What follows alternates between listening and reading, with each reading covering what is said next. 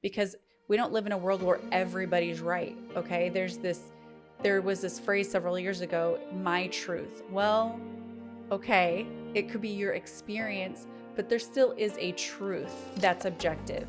And sometimes we lose objective truth when we only make it about subjective truth. Welcome to the Called Forth podcast. This is your season of awakening and activation. You're listening to the Called Forth podcast. Right now, I am reading a book called Keep Your Love On by Danny Silk with a group of ladies because we are using it to prepare for a conference that we're going to be speaking at and hosting and holding February of 2024. And I read a line this week that really stuck out to me. And I can't tell you what the exact sentence was, but it basically pointed to the fact that we need to evaluate what others' experiences is with us, which I know sounds kind of grammatically probably incorrect. So let me try to rephrase it again. It focused on or referenced paying attention to what other people's experiences are with who we are and how we present ourselves, how we interact with other people. And I thought it was really interesting. It's brought so much self-awareness to the way that I communicate, and especially in my own family. I was sitting down for dinner with the kids and my husband the other day, and one of my sons said something to me and I replied back. And then I thought about it afterwards. I'm like, I wonder if how he perceived what I said.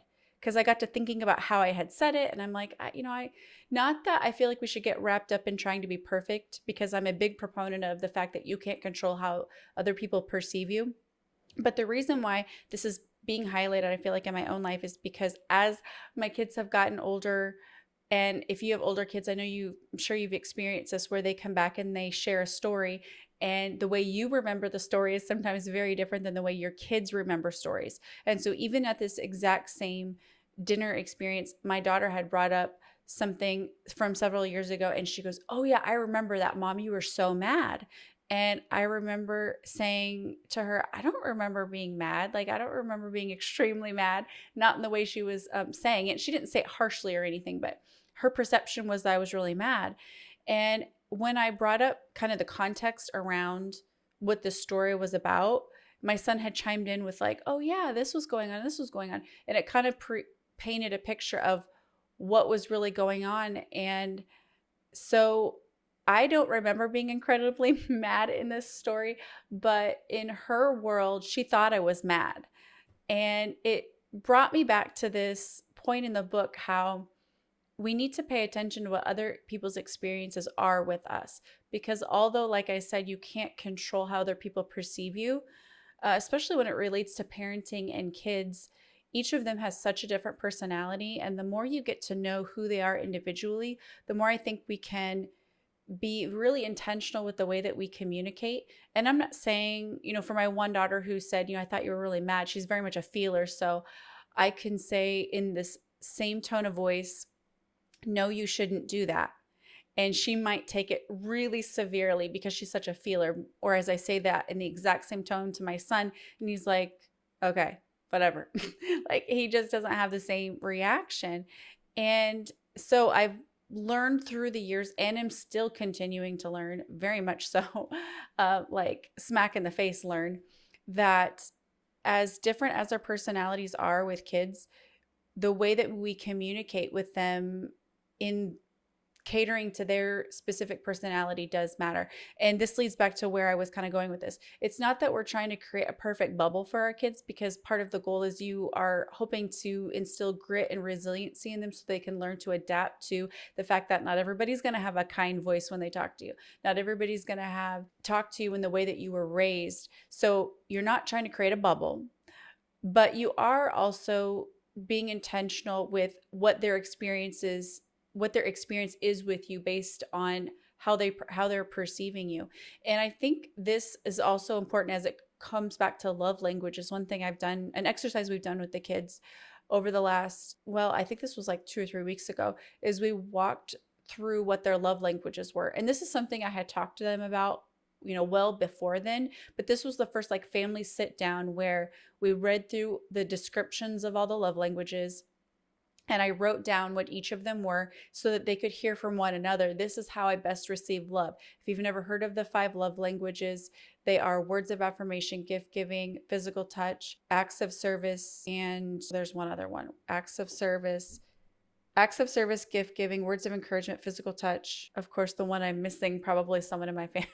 What is it? So the 5 love languages are acts of service, words of affirmation, physical touch, quality time, and gift giving. And so in walking through that as a group with them, it was been really helpful to be intentional, to know that we are going to go out of our way to keep that in mind when we're communicating or when we want to show or express love to them. Part of the reason why I think parenting is so humbling is because it causes us to really evaluate our heart and our actions and our intentions. And so, if we're going to take this away from the parenting aspect of what our kids' experience is with us, if you even think about what is your spouse's experience with how you're expressing yourself, what is your friends or your family's experience?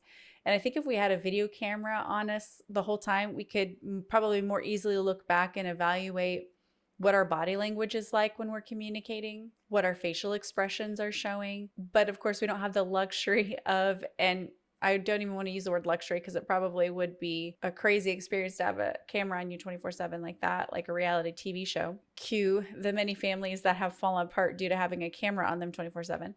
But I think there's a good balance in evaluating and being intentional with how we're showing up in the world from the perspective of thinking through what is somebody's experience with me based on how I'm showing up. And the reason why I say there's a balance in this is because I'm not saying that you should conform yourself to looking and being and doing things a certain way as a denial of how God has designed you. You know, if you are somebody who is gifted in a specific way, I'm not saying that you shrink yourself down just to please somebody who's maybe insecure. So there's definitely an intentional way that I'm even speaking about this specific topic.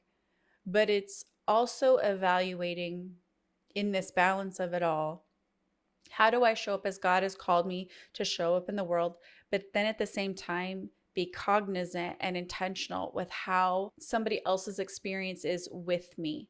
Because I don't think it should be all one side or the other. And what I mean by that is, I don't think it should only be you showing up as God has designed you to show up with no recognition or understanding or self-awareness of how you're being perceived by other people. That's pretty narcissistic on its face. And I also don't think that it should be all about how other people are perceiving you. There's this healthy mix and flow of both. And you're not always going to get it right. You're not always going to execute this perfectly. But I think this is one of those, what I refer to often as tensions that we live in life. And by tension, I don't mean necessarily a bad thing, but it's this space and place that we live in where we are balancing and evaluating both sides of things, showing up as God has called to show up, and also being self-aware of what somebody else's experience is with us. And I think this leads back to even a bigger conversation on culture, because we are so divided right now in our country, politically and culturally, in so many different ways. You know, if you think about politics, Republican versus Democrat versus independent, these parties hold vastly different values, vastly different perspectives and opinions on things.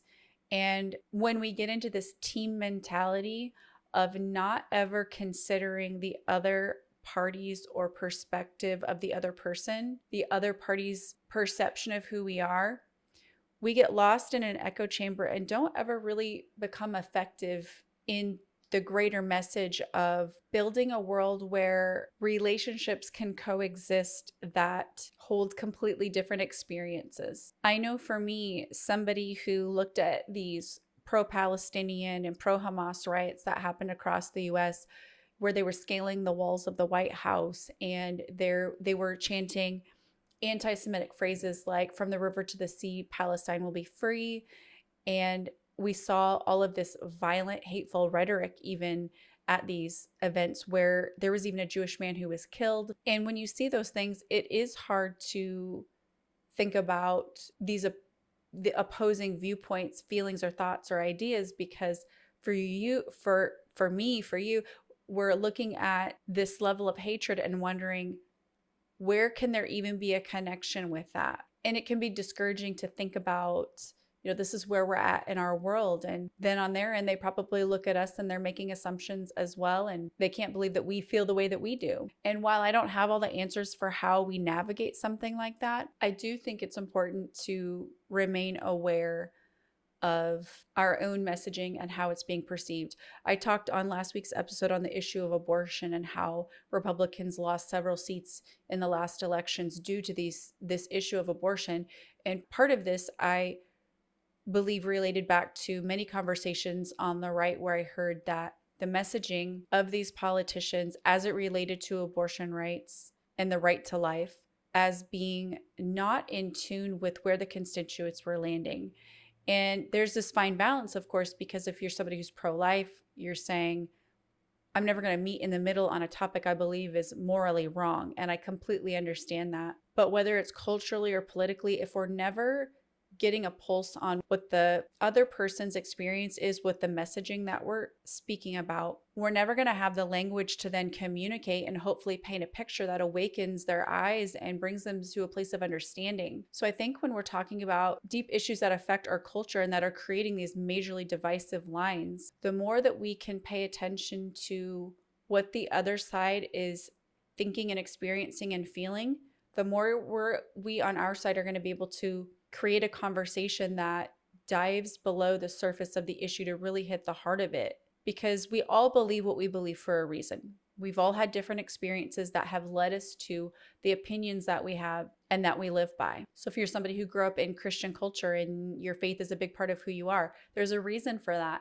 Somebody who has decided to deconstruct their faith or leave their faith, there's a reason why they've done that. And it's not to say there's not a right or a wrong in that, or a right or a wrong conclusion that can be drawn, because we don't live in a world where everybody's right. Okay.